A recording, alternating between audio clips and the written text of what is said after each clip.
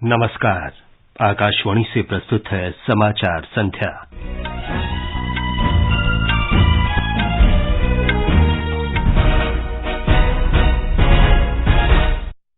संसद के कल से शुरू होने वाले मॉनसून सत्र से पहले सरकार ने आज सर्वदलीय बैठक की। सत्र में 31 विधेयक पेश किए जाएंगे। मणिपुर हिंसा पर भी चर्चा। उत्तराखंड के चमोली में बिजली का करंट लगने से 16 लोगों की मृत्यु और 11 घायल। जम्मू कश्मीर में बाढ़ और भूस्खलन से 8 लोगों की मौत। भारत कल नई दिल्ली में पारंपरिक औषधियों पर आसियान देशों के सम्मेलन की मेजबानी करेगा। कोरिया ओपन बैडमिंटन टूर्नामेंट में एचएस प्रणॉय और प्रियांशु राजावत सिंगल्स के दूसरे दौर में पहुंचे। किदाम्बी श्रीकांत और पीवी सिंधु प्रतियोगिता से हारकर बाहर। और महिला क्रिकेट में भारत ने ढाका में दूसरे एक दिवसीय अंतर्राष्ट्रीय मैच में बांग्लादेश को 108 रन से हराया। समाचार संध्या के साथ मैं विमलेंदु पांडे।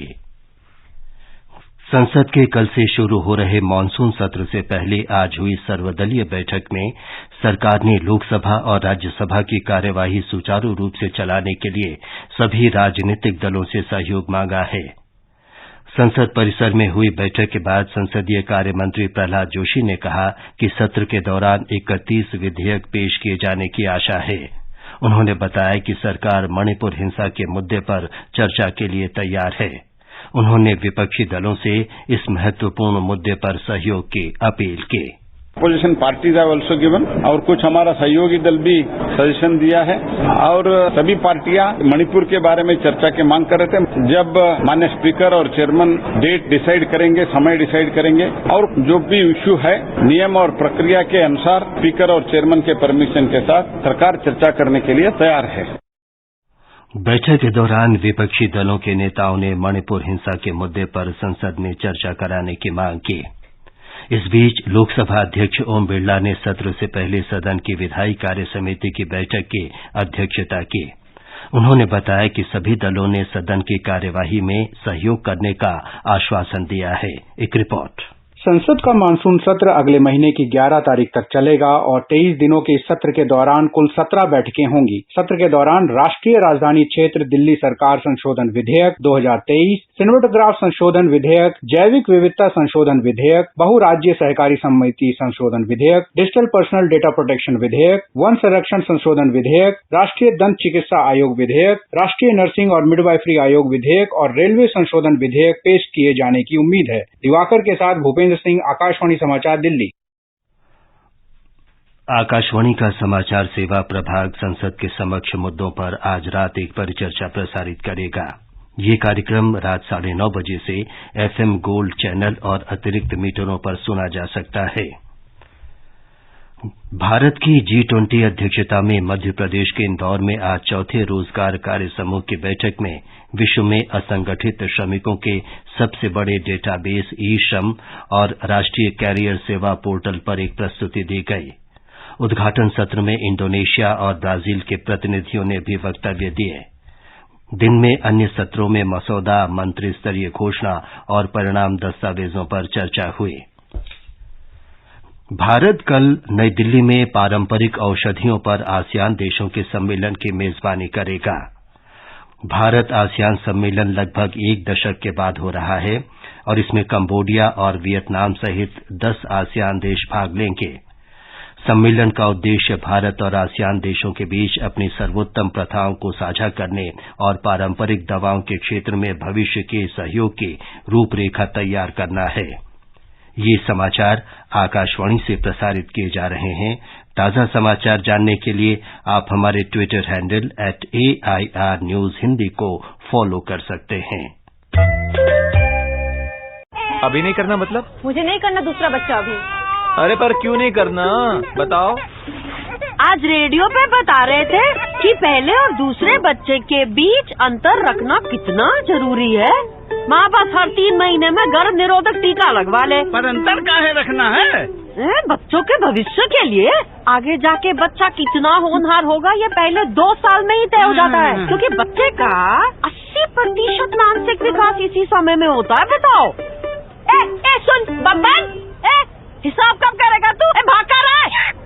तो जरूरी है कि माँ बाप बच्चे के साथ खेले, उन्हें कहानियाँ सुनाए। दूसरा भी आ गया तो फिर दोनों का ध्यान कैसे रखेंगे, हैं? समझे? समझिए। इस उम्र समझ के क्या कर लोगे, हैं? अरे काकी, अब तो हम भी समझ गए। बच्चों के विकास और माँ की सेहत के लिए बच्चों में अंतर जरूरी है। तब तक हर 3 महीने में गर्भ निरोधक इंजेक्शन लगवाएं। बच्चों में अंतर बनाए उनकी लाइफ बेहतर। नहीं यार, अब ये रैगिंग बिल्कुल बर्दाश्त नहीं हो रही है। कंप्लेन तो करनी पड़ेगी। तू पागल हो गई है क्या? सीनियर से पंगा लेगी तो तेरा और बुरा हाल करेंगे। नो यार, हेल्पलाइन नंबर है, I am sure they will help. Helpline number से कभी किसी को हेल्प नहीं मिलती। At least we should try. आपकी थोड़ी सी हिम्मत और एक कंप्लेन की वजह से आपको रैगिंग जैसी बीमारी से छुटकारा मिल सकता है। Use helpline, it helps. समाचार संध्या में आपका फिर स्वागत है। उत्तराखंड के चमोली जिले में अलकनंदा नदी के किनारे नमामि गंगे प्रोजेक्ट के पास करंट की चपेट में आने से 16 लोगों की मृत्यु हो गई। हमारे संवाददाता ने बताया है कि गंभीर रूप से घायल लोगों को ऋषिकेश एम्स में इलाज के लिए भेजा गया है। मुख्यमंत्री पुष्कर सिंह धामी ने मृतकों के परिजनों को 5-5 लाख रुपए और घायलों को 1-1 लाख रुपए के अनुग्रह राशि देने की घोषणा की है। उन्हें घटना की विस्तृत मजिस्ट्रियल जांच कर 1 सप्ताह के भीतर रिपोर्ट सौंपने का आदेश भी दिया है। इस बीच केंद्रीय गृह मंत्री अमित शाह ने मुख्यमंत्री से फोन पर बात कर हादसे की जानकारी ली। उधर मुख्यमंत्री ने एम्स ऋषिकेश में घायलों से मुलाकात की और उन्हें राज्य सरकार की ओर से सभी आवश्यक मदद देने का आश्वासन दिया। संजीव सुंदरियाल, आकाशवाणी समाचार, देहरादून। राष्ट्रपति द्रौपदी मुर्मू, उपराष्ट्रपति जगदीप धनखड़, प्रधानमंत्री नरेंद्र मोदी, गृहमंत्री अमित शाह, उत्तराखंड के राज्यपाल लेफ्टिनेंट जनरल गुरमीत सिंह और मुख्यमंत्री पुष्कर सिंह धामी ने दुर्घटना पर संवेदना प्रकट की है। प्रधानमंत्री नरेंद्र मोदी ने कहा है कि राज्य सरकार और स्थानीय प्रशासन घायलों को हर संभव मदद उपलब्ध करा रहे हैं। जम्मू कश्मीर में जम्मू संभाग के कठुआ जिले के ऊपरी इलाकों में तेज बारिश के कारण आई बाढ़ और भूस्खलन के कारण 8 लोगों की मृत्यु हो गई। कठुआ जिले के बानी इलाके में अत्यधिक वर्षा के कारण 2 मकान ढह गए और 4 शव मिल गए हैं।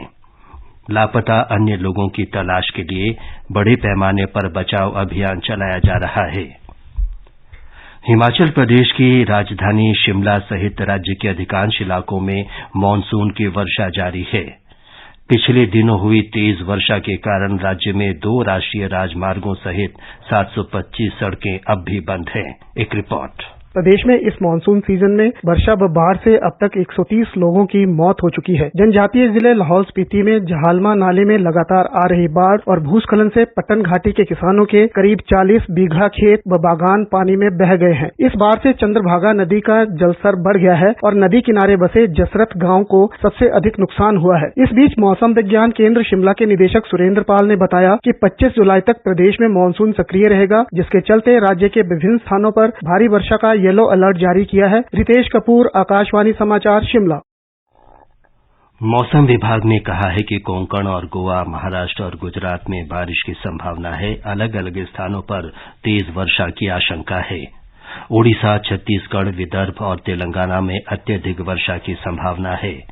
23 जुलाई तक जम्मू कश्मीर, लद्दाख, गिलगित बल्तिस्तान, मुजफ्फराबाद, हिमाचल प्रदेश, उत्तराखंड और राजस्थान में हल्की से मध्यम वर्षा की संभावना है। कुछ स्थानों पर तेज वर्षा होने का अनुमान है। केंद्र सरकार ने टमाटर के मूल्य में फिर कमी की है। उपभोक्ता कार्य विभाग ने राष्ट्रीय सहकारी उपभोक्ता संघ NCCF और राष्ट्रीय कृषि सहकारी विपणन संघ नेफेड को 70 रुपए प्रति किलोग्राम की खुदरा कीमत पर टमाटर बेचने का निर्देश दिया है।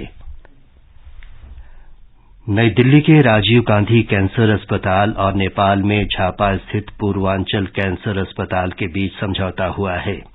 समझौते के अंतर्गत शोध, उपचार, तकनीकी और सुविधाओं का आदान प्रदान किया जाएगा। गृह और सहकारिता मंत्री अमित शाह शुक्रवार को नई दिल्ली में प्राथमिक कृषि ऋण समिति के जन सेवा केंद्रों CSC पर एक राष्ट्रीय संगोष्ठी का उद्घाटन करेंगे। इस दौरान जन सेवा केंद्रों से जुड़े कई मुद्दों पर चर्चा होगी। बिहार के मुख्यमंत्री नीतीश कुमार ने विपक्षी दलों के नए गठबंधन से किसी प्रकार की नाराजगी से इनकार किया है। कल बेंगलुरु में विपक्षी दलों की संपन्न बैठक के बाद श्री कुमार ने कहा कि पूरा विपक्ष एकजुट है। बिहार के पटना में भारतीय जनता पार्टी के विरोध प्रदर्शन पर पुलिस लाठीचार्ज की जांच के लिए पार्टी अध्यक्ष जगत प्रकाश नड्डा द्वारा गठित समिति ने आज अपनी रिपोर्ट सौंप दी। एक ट्वीट में श्री नड्डा ने कहा कि रिपोर्ट से विपक्षी दलों के प्रति राज्य सरकार की क्रूरता और असंवेदनशीलता उजागर हुई है। ये समाचार हमारी वेबसाइट newsonair.com/hindi और हमारे mobile app news on AIR पर भी उपलब्ध हैं। अपने कैलेंडर में 31 जुलाई 2023 मार्क कर लीजिए। ये है आयकर विवरणी भरने की आखिरी तारीख, तो देर न करें, जल्द से जल्द अपनी आयकर विवरणी भरें, क्योंकि आयकर भरने से होता है देश का निर्माण और हमें होते हैं ढेरों फायदे। रिफंड्स जल्दी आते हैं, लॉसेस कैरी फॉरवर्ड कर सकते हैं, लोन्स, क्रेडिट सुविधाएं, वीजा के लिए आसानी हो जाती है, इंटरेस्ट और लेट फीस नहीं देनी पड़ती। साथ ही ये भी ध्यान रखें कि अगर आपकी विदेश में संपत्ति या आय है तो फॉरेन एसेट और फॉरेन सोर्स इनकम स्केड्यूल भी जरूर भरें। तो आइए मिलकर अपनी जिम्मेदारी निभाएं। वे व्यक्ति व संस्था जिनके खाते टैक्स ऑडिट के लिए उत्तरदायी नहीं है, अपना इनकम टैक्स रिटर्न अवश्य ई-फाइल करें 31 जुलाई 2023 तक। ITR ई-फाइलिंग के लिए incometax.gov.in पर जाएं। ये आकाशवाणी है। HS प्रणॉय और Priyanshu Rajawat Korea open super badminton tournament में पुरुष सिंगल्स के प्री क्वार्टर फाइनल में पहुंच गए हैं। प्रणॉय ने पहले दौर में बेल्जियम के जे कैरेगी को और प्रियांशु ने कोरिया के चोई जी हुन को मात दी। PV सिंधु और किदाम्बी श्रीकांत पहले ही दौर में हारकर बाहर हो गए हैं। उधर मिक्स डबल्स में एन सिक्की रेड्डी और रोहन कपूर की जोड़ी ने भी दूसरे दौर में जगह बना ली है। भारतीय महिला क्रिकेट टीम ने ढाका में दूसरे एक दिवसीय अंतर्राष्ट्रीय मैच में बांग्लादेश को 108 रन से हरा दिया है। 229 रन के लक्ष्य के जवाब में बांग्लादेश की टीम 120 रन पर ही सिमट गई। भारत ने निर्धारित 50 ओवर में 8 विकेट पर 228 रन बनाए थे। जेमिमा रॉड्रिक्स ने सर्वाधिक 86 रन बनाए और मात्र 3 रन देकर 4 विकेट लिए। उन्हें प्लेयर ऑफ द मैच घोषित किया गया। अंत में मुख्य समाचार एक बार फिर। संसद के कल से शुरू होने वाले मानसून सत्र से पहले सरकार ने आज सर्वदलीय बैठक की। सत्र में 31 विधेयक पेश किए जाएंगे। मणिपुर हिंसा पर भी चर्चा। उत्तराखंड के चमोली में बिजली का करंट लगने से 16 लोगों की मृत्यु हो गई और 11 घायल हो गए। जम्मू कश्मीर में बाढ़ और भूस्खलन से 8 लोगों की मौत। भारत कल नई दिल्ली में पारंपरिक औषधियों पर आसियान देशों के सम्मेलन की मेजबानी करेगा। कोरिया ओपन बैडमिंटन टूर्नामेंट में HS प्रणॉय और प्रियांशु राजावत सिंगल्स के दूसरे दौर में पहुंचे। किदाम्बी श्रीकांत और PV सिंधु प्रतियोगिता से हारकर बाहर। और महिला क्रिकेट में भारत ने ढाका में दूसरे एक दिवसीय अंतर्राष्ट्रीय मैच में बांग्लादेश को 108 रन से हराया। इसके साथ ही समाचार संध्या का ये अंक समाप्त हुआ। नमस्कार।